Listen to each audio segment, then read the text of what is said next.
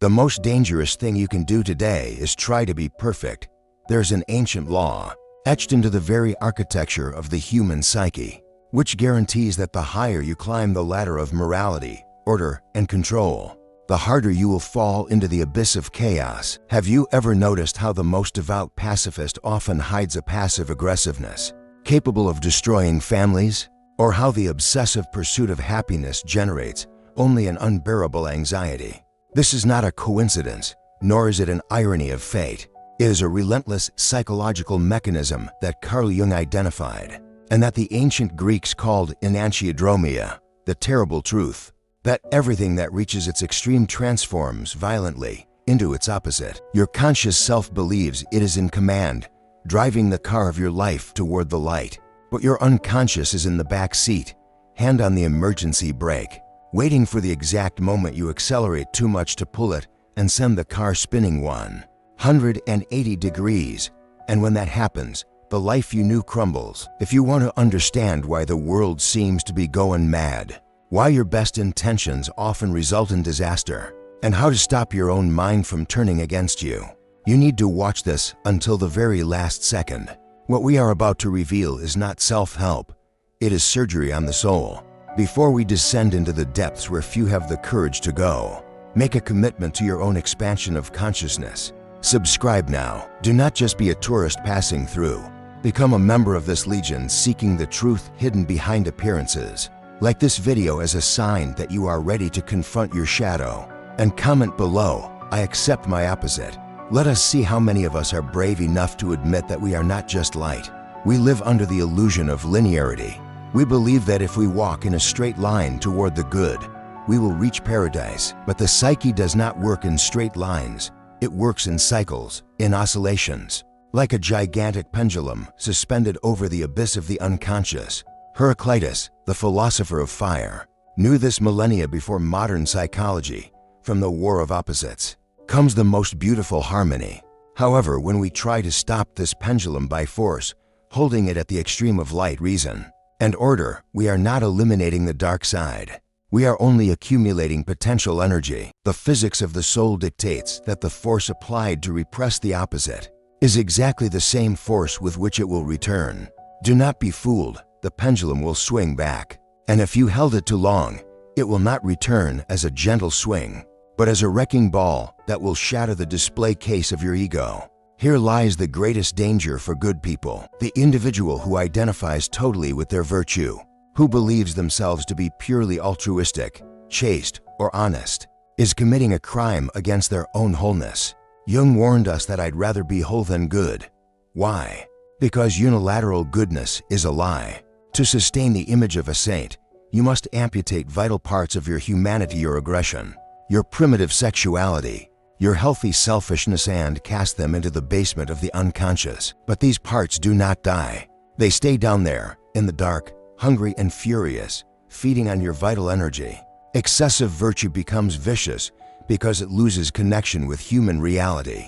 This is how the ascetic secretly becomes perverted, and the hero of morality becomes a cruel inquisitor. While you live your solar, rational, and socially acceptable life, a second personality is being built in the shadows. Jung called this the shadow. It is not just evil, it is everything you rejected. If you rejected your creativity because you needed to be practical, your shadow is creative. If you rejected your strength because you needed to be docile, your shadow is a powerful tyrant.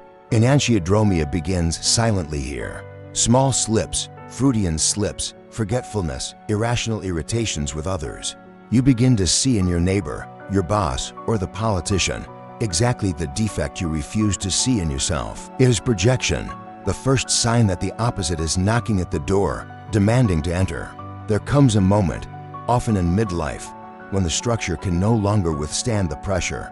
The psychic energy, which flowed smoothly into building the ego and career, stagnates. What once brought pleasure now brings boredom. Financial success seems empty. The perfect marriage seems like a prison. This is the breaking point.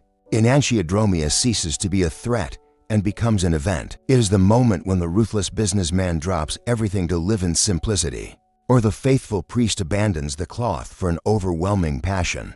The dam breaks. The water that was contained floods the valley. When the turn happens without awareness, it is catastrophic. The individual does not change. They are possessed.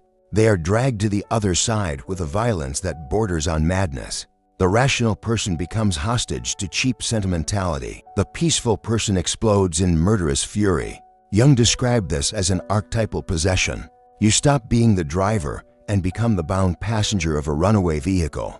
The opposite, having been repressed and uneducated, emerges in its most archaic, barbaric, and infantile form. It is not a graceful transformation. It is a bloody internal revolution where the old king is beheaded by rebels he ignored for decades. What happens in the individual also happens in nations. Enantiodromia is the engine of history. Civilizations that reach the peak of one type of culture, for example, extreme rationalism, inevitably plunge into irrationalism and blind mysticism. Look at history. Nations of high culture and philosophy that were suddenly swept away by waves of mythological and destructive barbarism. A society that represses too much explodes. A society that liberates too much begs for a dictator to bring order. We are seeing this now. The political polarization is not a debate of ideas. It is the collective psyche tearing itself into two opposites that refuse to dialogue. Before the catastrophe, the unconscious always sends warnings. Dreams of houses on fire, of tsunamis, of intruders invading the bedroom. These are emergency messages from the self screaming, "You are going to far to one side." Ignoring these dreams is like ignoring a tornado siren. The compensatory function of the unconscious desperately tries to balance the conscious attitude. If you are arrogant during the day, you will dream that you are a humiliated beggar at night. If you think you are a saint, you will dream that you are committing atrocities. The dream is nature's attempt to correct the course before the ship hits the iceberg. To survive in anxieties, the solar hero, that part of us that wants to win, conquer, and always be right must die. It is a symbolic death, but painful. It means admitting defeat. It means looking in the mirror and saying, "I am not just good. I am also capable of all the evil I see in the world." This humiliation is the narrow door of salvation. Without the death of egoic pride, there is no birth of wisdom. One must accept that chaos is part of life just as much as order, and that trying to root out chaos is, in itself, a chaotic attitude. Is there a way out without being shattered by the pendulum? Yes. Jung called it the transcendent function. It is not staying in the lukewarm middle, but rising above the conflict. It is the capacity to hold the tension of the opposites. Imagine holding love in one hand and hate in the other, acting on neither, just enduring the burn of that contradiction. It is unbearable for the ego, but it is in this fire that the third way is born. Something new emerges, a symbol, a new attitude that contains the energy of both but is neither. It is the birth of alchemical gold. You stop being either this or that and become this and that and something more. The ultimate goal of life is not perfection, it is wholeness. Enantiodromia ceases to be a threat when you voluntarily integrate the opposite. You become consciously capable of aggression so that you can protect your boundaries, instead of being passive-aggressive. You accept your dark desires so that you can control them, instead of being controlled by them. The individuated man or woman is one who has made peace with their inner enemy. They are solid, real, and no longer project their shadow onto the world. They have stopped the pendulum not by force, but because they found the central axis, the still point in the center of the hurricane, where the true self resides.